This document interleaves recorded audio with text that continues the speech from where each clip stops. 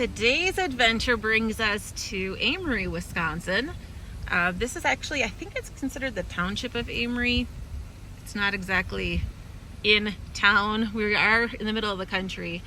And today it's going to be a little difficult to film what I want to film, but we will do the best we can. And the reason for that is because someone actually lives in the building that I'm interested in showing you guys.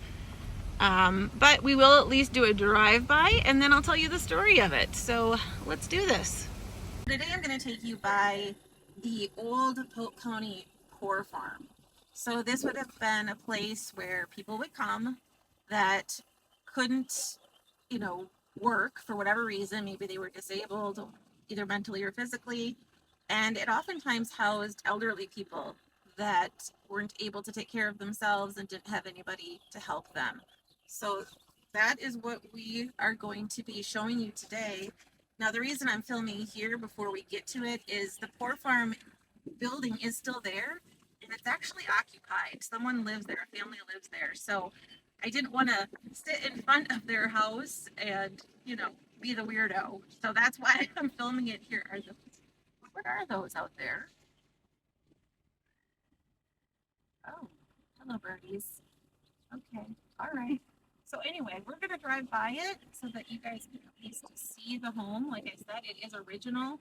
It was built in 1874, and the Poor Farm operated until the 1950s when it became private property.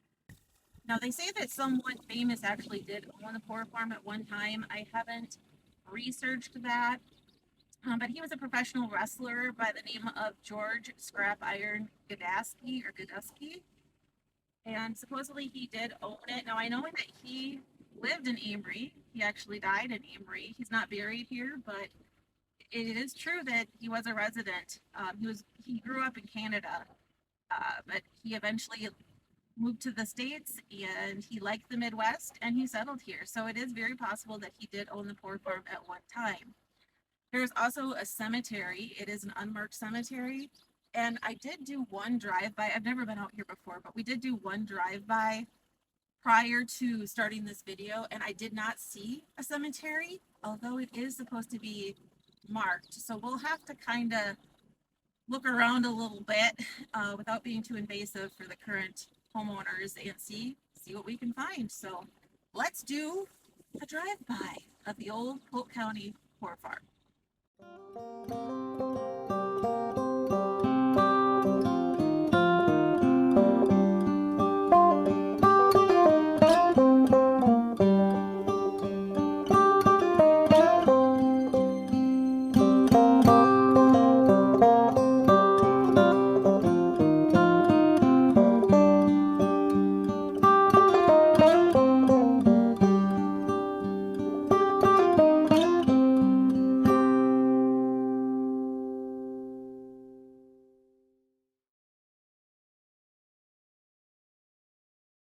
There it is, gargoyles and all.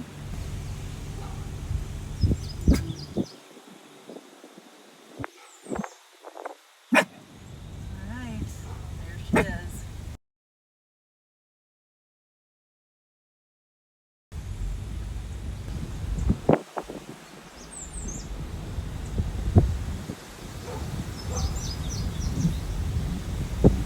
I don't know if this cemetery might be here, but it's supposedly marked.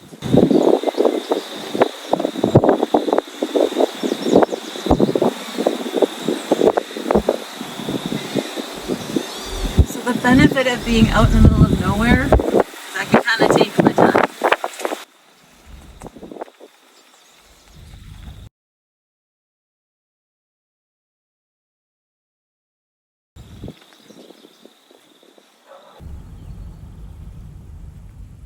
Oh, here it is.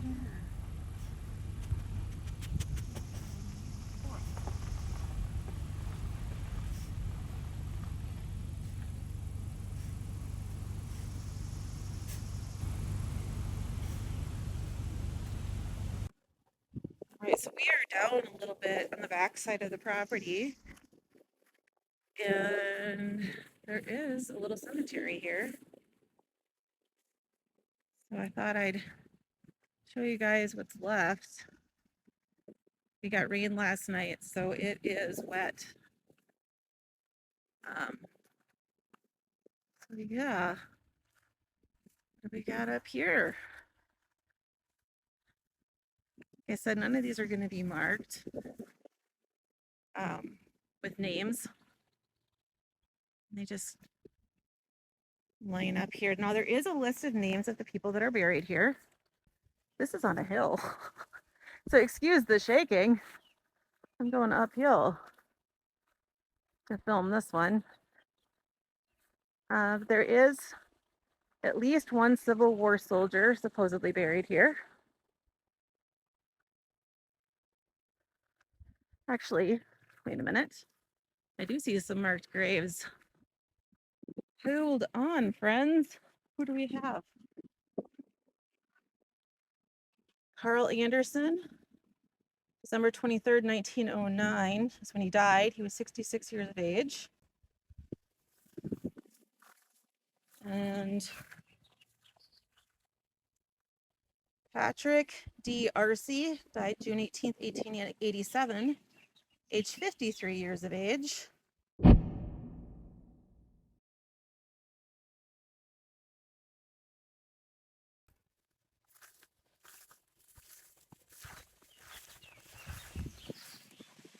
Perry Frizzle died October 24th, 1886, age 62.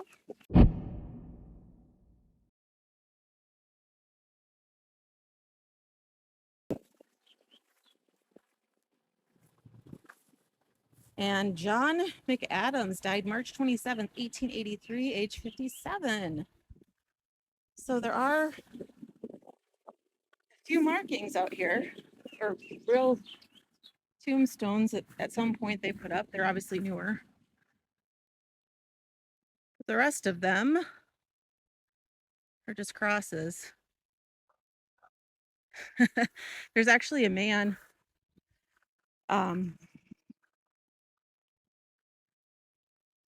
there's actually a man buried out here that had been from this area, been from somewhere in Wisconsin at some point. No, I'm sorry, Minnesota is where he was born, not Wisconsin.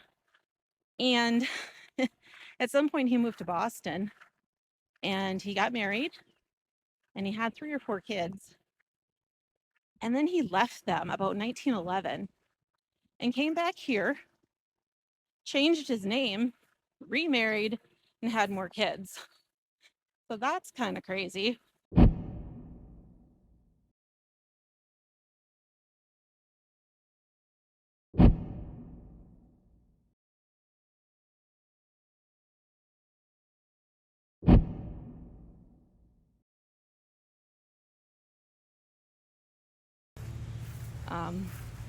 He changed his identity, but his paperwork as far as death do have his birth name. And he is out in one of these graves. And I know there was a sign out here at one time, but looks like that's gone. I don't know what happened. They were going to start doing green burials out here, which I guess is a new type of burial. I don't know if that actually happened, but that was the plan. Another story about the poor farm is a ghost story, actually. And they say that there was a little boy that saw some cattle thieves stealing some cattle, and that they caught him and stabbed him to death.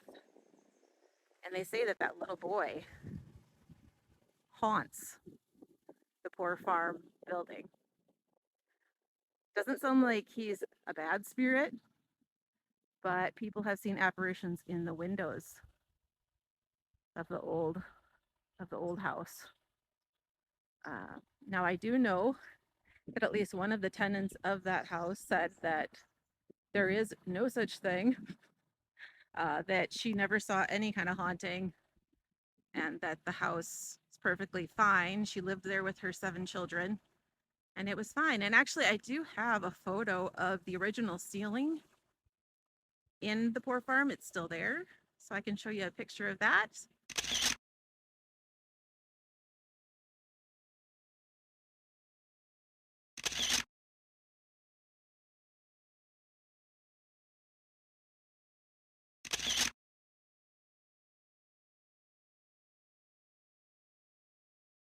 Along with some pictures of what it looked like back in the day.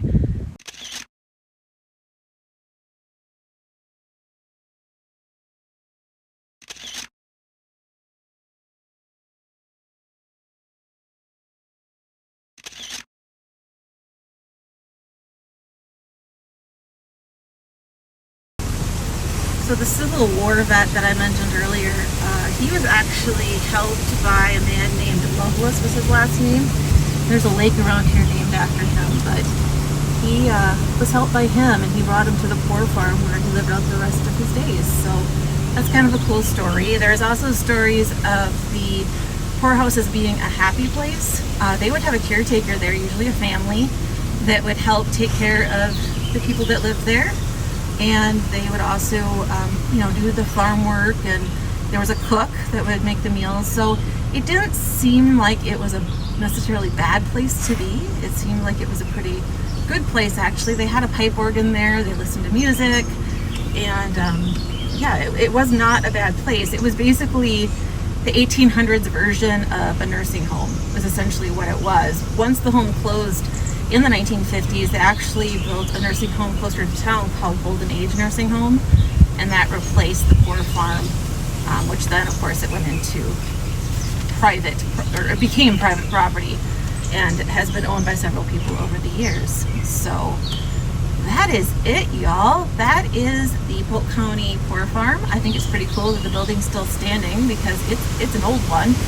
And it's a big property because this is the backside of the property. So there was quite a bit of acreage out here. I hope you guys enjoyed this video. If you did, please give it a thumbs up so I know. If you want to see where the grave of the wrestler is located, I can certainly take you there. It's just not located in this town. He's actually buried in Barron County in a little town called Rape.